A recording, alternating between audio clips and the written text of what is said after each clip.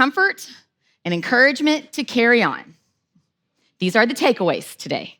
I need to say them up front. I need to tell you that that's what's waiting for us. Really good stuff that we actually need and is freely given. I have to tell you up front because there is kind of a catch. Those qualities will not seem like the point of the Bible reading when we first get there. We're going to have to dig them out a little bit, excavate the things that we most need. But I so believe in them. I so believe it that I ask you to believe me. These are absolutely things Jesus wants for us and on our side in life. These are two things that Jesus leaves for us in every message Jesus delivers, even today's hard good news. The most unlikely part is where Jesus starts, by speaking an apocalypse, a small apocalypse. I'll explain that word more later. Here's just the thing that Jesus actually says, repeated from 3 different Bible translations. Not even one stone will be left.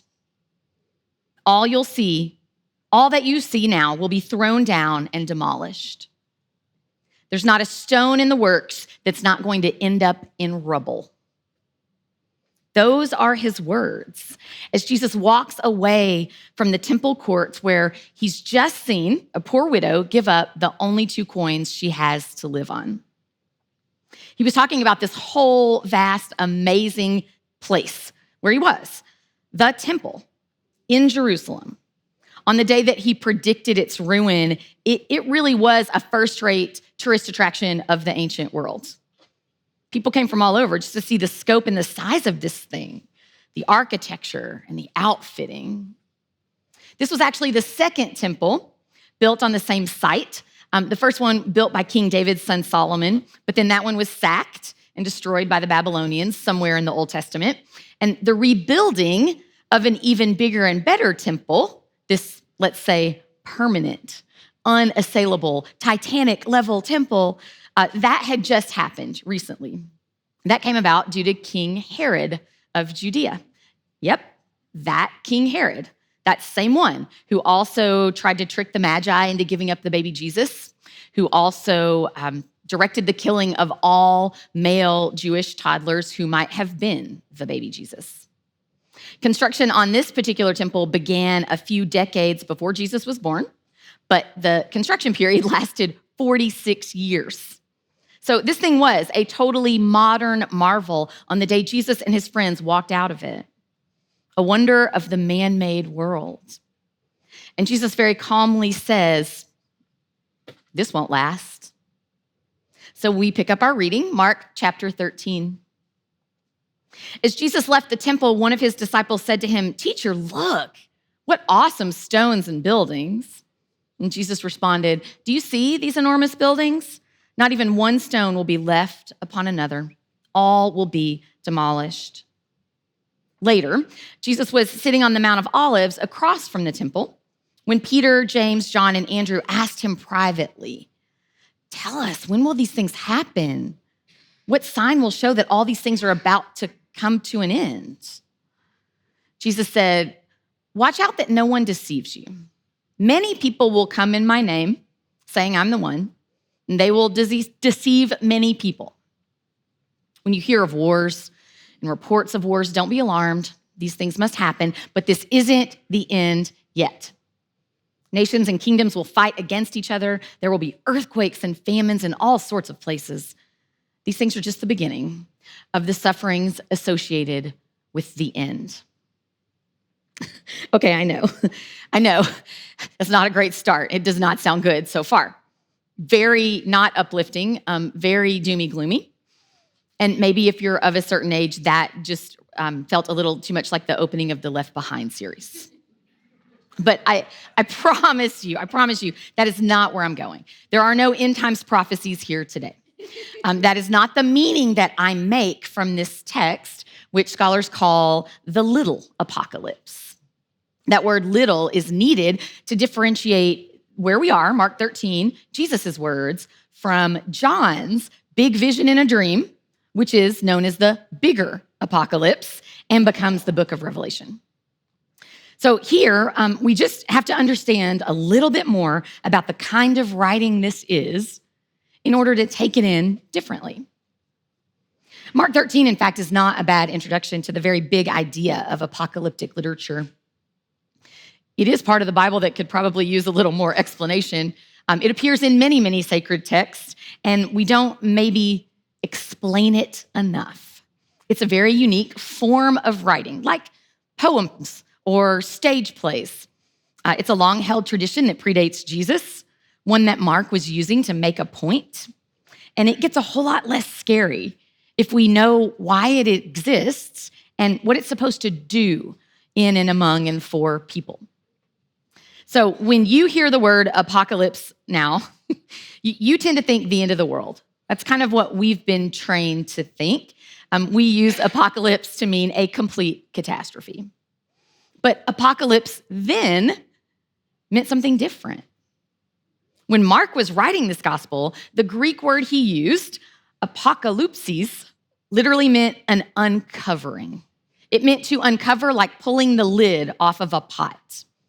Its figurative meaning was to reveal, to open up and reveal something, just kind of like the word revelation. And a revelation of God in action in some new way is what all apocalyptic literature points to. What every instance of it has in common is this starting place. Things are not all right now. Things are very bad now.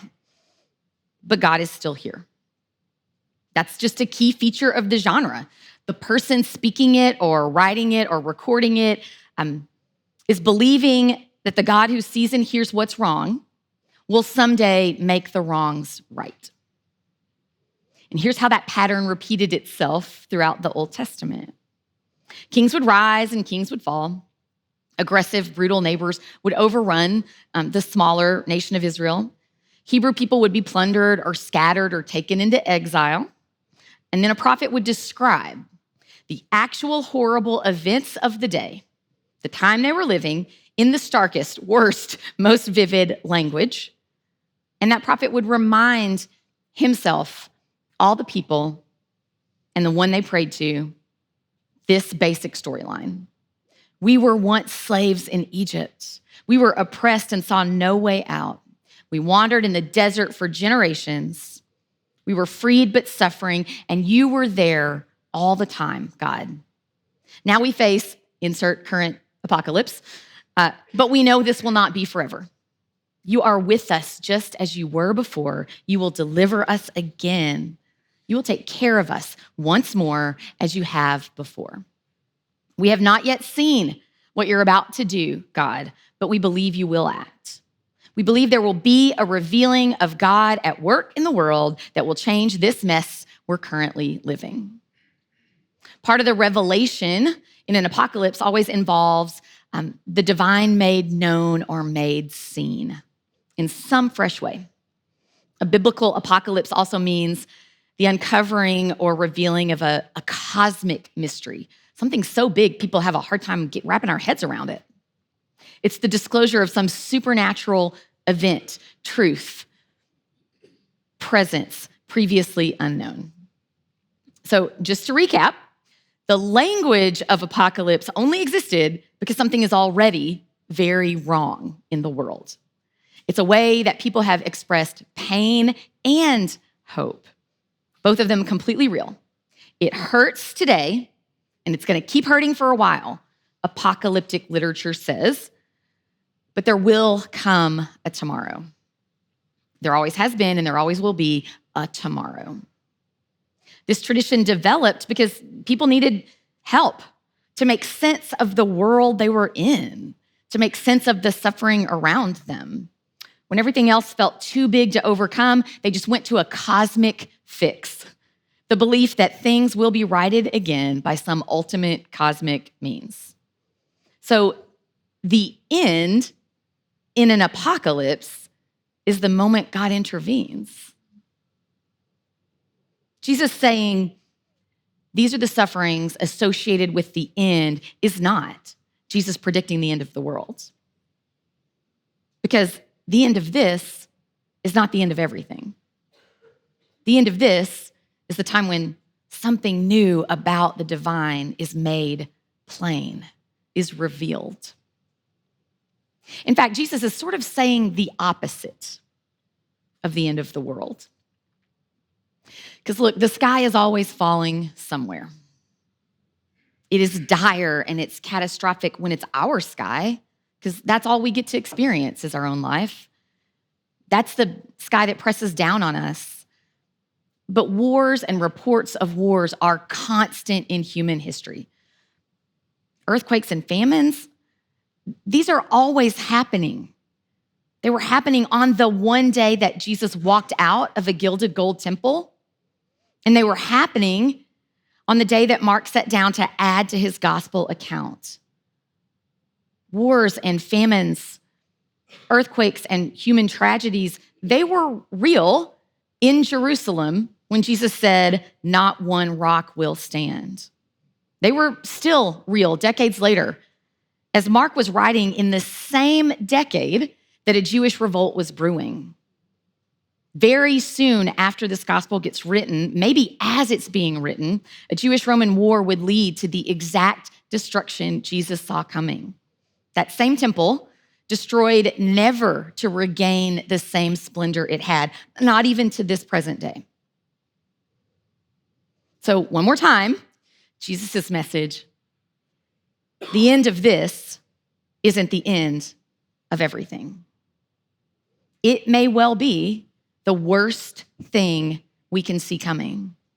It may be the worst we can imagine happening to our group or society, but that is not the end of all things.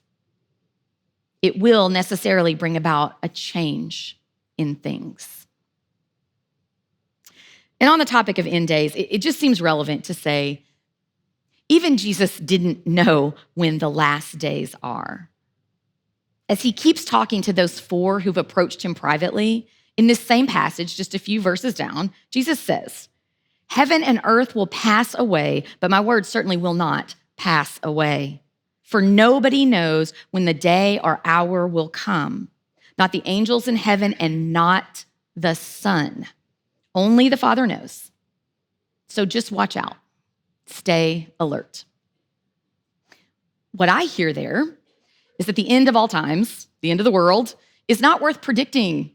It's not worth reading into any events because nobody knows. This is not knowable information. Too many current events that would have seemed like the end have already come and gone from Jesus' day on earth since. The volcano that buried Pompeii, Attila the Hun, Alexander the Great, the bubonic plague, the Spanish Inquisition, our Civil War, Peter the Great, and Stalin decimating Russia, the Dust Bowl and the Great Depression, the Bosnian genocide, Darfur, the Indian Ocean tsunami. You can just keep going, and as that's just a small slice of actual human calamity that was world-ending for people in those spaces and times. And they're just history lessons to us now.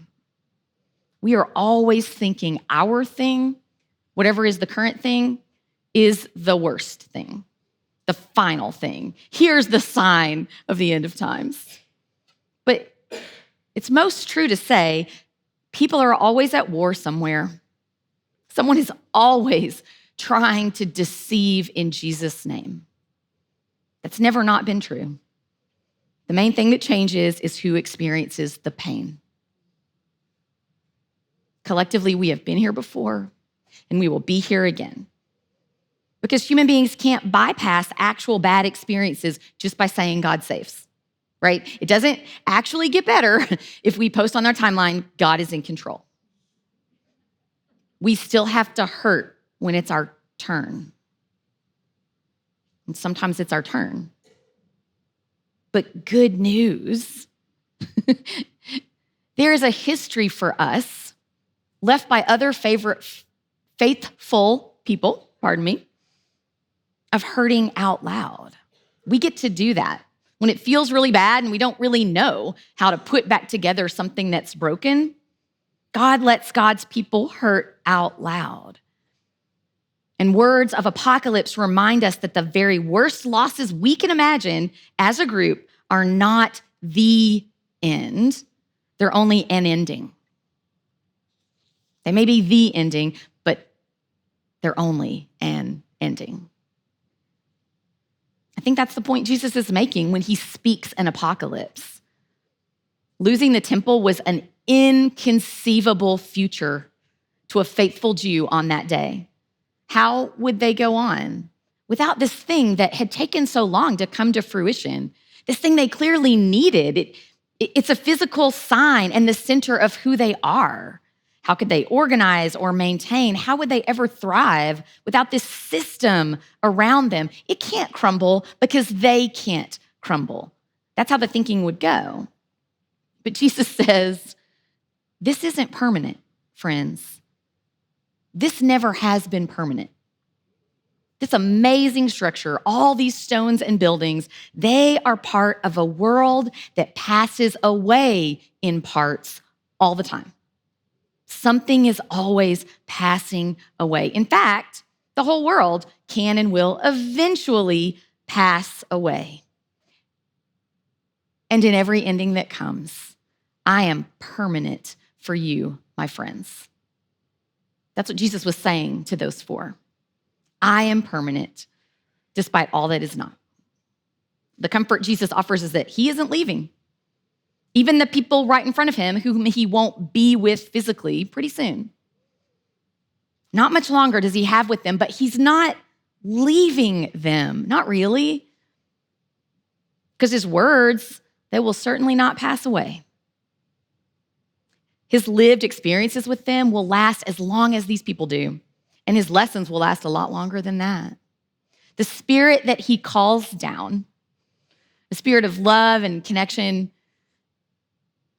it is permanent, just as Jesus is permanent. It doesn't go away. And the force of the divine cannot be killed, corrupted, overrun, or demolished. There's just no way. People try. Bad things will come, but Jesus is here. What is so encouraging about that? Because again, it sounds a little bit like a consolation prize, right? Well, it's reminding us that we've never depended solely on the things we're most afraid to lose.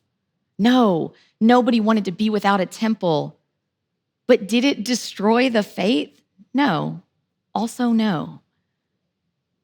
Jesus is telling his friends with the words, stay alert and pay attention. Your well-being never depended on the temple anyway. The thing you think is so impressive, the thing you think is most impressive, most permanent and grand in your life is not the thing. You can put a lot of faith in it, but that might be empty faith. It's not permanent. I am the permanent thing. Or as Jesus says in another gospel, I am the way. It's really the same thing, different words. Okay, so what do we do with all this? I think there is a lesson to take to heart. I think we can try to remember this, even though our human instincts will work against us here, even though we'll always be tempted to put faith in the less permanent thing, and even though it will sometimes feel like the end, the apocalypse, there's comfort in every ending, and there's encouragement to keep going because we know a way that's bigger than any ending we will survive.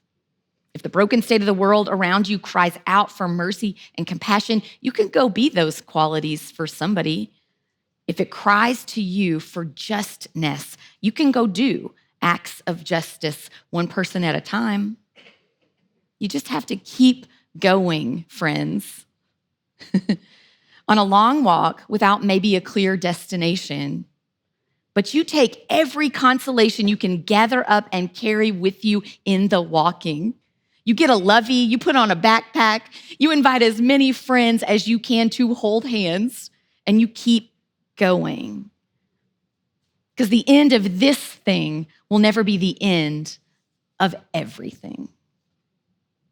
Amen. I invite our